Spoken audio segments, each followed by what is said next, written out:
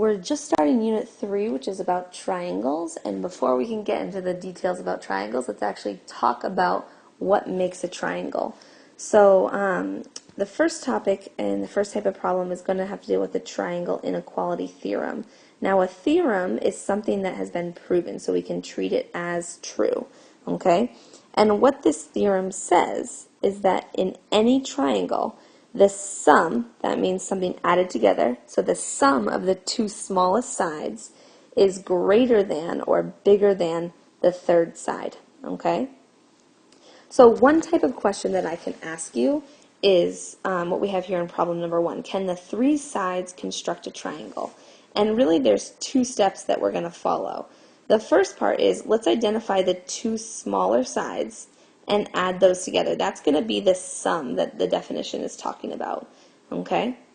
And then we're going to ask ourselves, is that sum greater than the third side?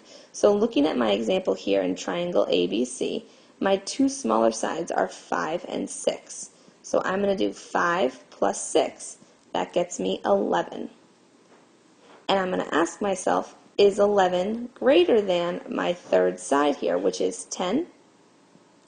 And the answer is yeah, obviously. 11 is bigger than 10. So can these three sides construct a triangle?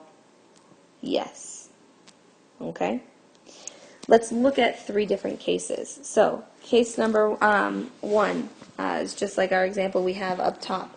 I'm going to identify my two smaller sides, 4 and 7.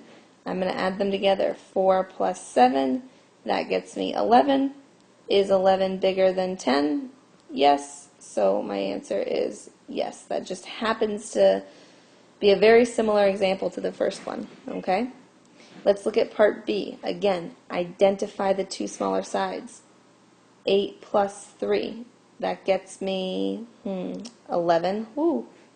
Is 11 bigger than 15? This is not true, right? 11 is not bigger than 15. So can these three sides construct a triangle? No. And last but not least, 5, 11, and 6. 5 and 6 are my two smaller sides. Let's add those together. 5 plus 6 is 11. 11 is showing up a lot in these examples. Is 11 bigger than 11? Nope, that is false as well. They're equal to each other. So these three sides also cannot construct a triangle. Okay? Let's kind of look at what this is, what these like numbers look like in a picture. Okay? So if I have my longest side 10, right? And this side is 7, and this side is 4. When those kind of, I want you to picture them like falling down into 7 and 4 to meet each other. When these like fall down, they're going to hit, right? And they're going to form a triangle, okay? Because 7 plus 4 is bigger than 10. Let's look at the next example over here. The biggest side is 15. I think it'll make more sense in this example. This side is 8, and this side is 3. When these two sides fall down, they're not actually going to meet, and there's going to be a gap between the two, right? 8 plus 3 was only 11, which means there's going to be 4 units of a gap between those two, and they won't form a triangle, okay? That's why we need the sum, 8 plus 3, to be bigger, so that those two sides can't fall down, and they meet at a point. They meet at an angle, okay? And then let's look at the last example. So if I have a side of 11 here, right, one of my sides is 6, and the other side is 5. When these two sides fall down, they're actually going to meet right at the same point because 6 plus 5 is exactly 11.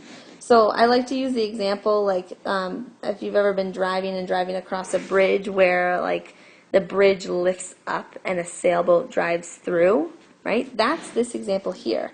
That side length of 6 and the side length of 5 will actually fall and meet perfectly to form a bridge that you could drive across. All right, so we add the two smaller sides together and ask, is that sum greater than the third? Let's look at a different type of problem. What if I'm given two sides of a triangle and I want to know the range of possibilities of a third side, okay? So there's 3 steps again that we're going to follow. The first step is we're going to subtract the smaller side from the larger side. We're going to add the smaller and the larger sides together, and then we're going to actually write our answer in an inequality statement, okay? So subtracting the smaller side from the larger side, in part A, I gave you 4 and 11. So the smaller is 4, so I'm going to take that away from 11 and do 11 minus 4, and that gets me 7. And then I'm going to add them together. 11 plus 4, that gets me 15. Okay? If you remember this from Algebra 1, this is an inequality statement. It says some number is less than x, which is less than another number, okay? These two numbers on the two ends we just solved for, right? The two numbers that you found, 7 and 15, become your two bounds that you have of your inequality statement, okay? And it makes sense if I'm talking about less than that I say 7 is less than x, which is less than 15, because 15 is the bigger number, okay? So this x, I should have said in the beginning, I'm sorry, is the third side, right, that I don't know, all right? Let's do another example just to kind of keep this process going in your head. So I know that I'm going to answer some number is less than this third side, which is less than this other number. And I'm going to find those numbers by subtracting. In this case, they're both the same, so there's no larger or smaller side. You just have your two sides. Subtracting 8 minus 8 is 0. That becomes my lower bound. And then 8 plus 8 is 16, and that becomes my upper bound. So my answer was 0 is less than x, which is less than 16, and there's your answer. Okay? One more example, just to hope that we have this kind of filled in. This last side is x here, right? I'm going to subtract the two. I know that I'm saying some number is less than some x, which is less than some other number. I'm going to subtract. Remember, I want to do the bigger minus the smaller. 8 minus 7 is 1, and then I add, 1 is my lower bound, and then I'm going to add 8 plus 7 gets me 15. That becomes my upper bound, and boom, there's my answer, okay? So what this means is that that third side can be between any of these two numbers, and it should work. Let's just test it out with one of the example. Let's pick a number between 1 and 15. Let's say, I don't know, 5, right? Let's say I choose that third side to be 5. Let's use the triangle inequality, what we just did up there, to figure out, well, could 5, 7, and 8 be sides? 5 plus 7, my two smaller sides, I think that's 12. Is 12 bigger than 8? And the answer is yes, so it would work. So that third side can be any number between 1 and 15 in that interval. Okay? All right, we have two more types of problems that we're going to look at. The next type of problem is kind of an extension of the triangle inequality, but it has to do with how angles and sides are related to each other. So in any triangle, we know the smallest angle is across from the smallest side. The middle angle is opposite the middle side. Notice I'm saying opposite or across. Those mean the same thing. Okay? The biggest angle is across from the biggest side.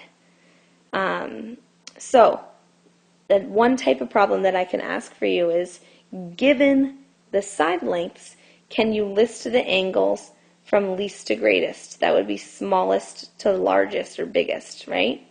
So I like to start by identifying what are the small, the middle, and the biggest side, right? So 7, 8, and 13 I've labeled S, M, and L. Okay? And what I know is I know the smallest side, which is SN right here, is across from the smallest angle. So the smallest angle is U. And then I know the middle side, which is 8, is across from the middle angle. So that's going to be angle N. And then last but not least, the largest side is going to be across the largest angle, which will be angle S. Okay? On the reverse, we can list the sides, right, from greatest to least. So this time I'm going to go the largest to the smallest, right? You got to be very careful in looking at the directions. When I'm looking at the angles that are given to me in the triangle, I only have 2. So we're going to need to find this third angle, which we know how to do from Unit 1. I take the 2 angles that I'm given, 45 plus 70, add them together. I believe that's a 115. And then I'd subtract them. 180 minus 115, I believe that gets me 65. So I know this third angle was 65. And now I can actually label, well, 45 is the smallest angle, 65 is the middle angle, and 70 is the largest angle. Okay? How does this help me? Knowing the smallest, the middle, and the largest angle is helpful because the smallest angle is opposite the smallest side. Okay? Notice though we want to start with the largest, so let's look at the largest angle. The largest angle was 70. That's across from the side BO. So BO has to be the largest side. Then we'll go to the middle angle. The middle angle was 65. That's across from RO. So RO is the middle side. And then last but not least, the smallest side, or sorry, excuse me, the smallest angle, 45, is across the smallest side, which was BR. Okay? So find the smallest, the middle, and the largest angular side, and find this angular side that's exactly across from them. Okay? Let's look at one more type of example where we have to actually draw the triangle instead of the triangle being given to us. So using the information given, draw/label the triangle and name the largest angle of triangle ABC. So I've already drawn the triangle for you. Notice I've given you side lengths here. Okay? All I'm asking for is the largest angle. You don't need to order or list anything out. I just want the largest angle. And I know from the very top of our notes that the largest angle is across from the largest side. So 10, 9, 11, I'm going to ask myself, which is the largest side? That's going to be CA. So I know that my largest angle has to be across from that. Okay?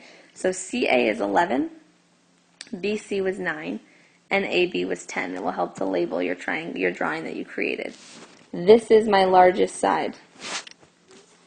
That side is across from angle B, so angle B has to be my largest angle. Okay? In reverse, we can use the information to draw the triangle and name the longest side. Well, I know that the longest side has to be across from the largest angle, so I'm going to try to find the largest angle. Again, I think it helps to draw a picture for the visual learners. So triangle ABC, the measure of angle A is 74, and the measure of angle C is 58. Right now to me, it looks like the largest angle is 74, okay? However, be very careful. I'm not 100% sure that angle B is bigger or smaller than the other two angles. So I have to find it. 74 plus 58. We've done this a couple of times now. I believe that gets me, well, 70 plus 50 is 120, 132, I think. Hopefully that's correct. Okay. And then 180 minus 132, that gets me 48. So now I know for sure that angle A is my largest angle. So the side across from angle A is BC. So BC has to be my longest side. Okay? So we learned today how to actually form a triangle using the triangle inequality to find the range of the possible sides and to list angles and sides from least to greatest with the given information that you have. So good luck on your homework or your classwork, and I will see you in class. Have a good night. Bye.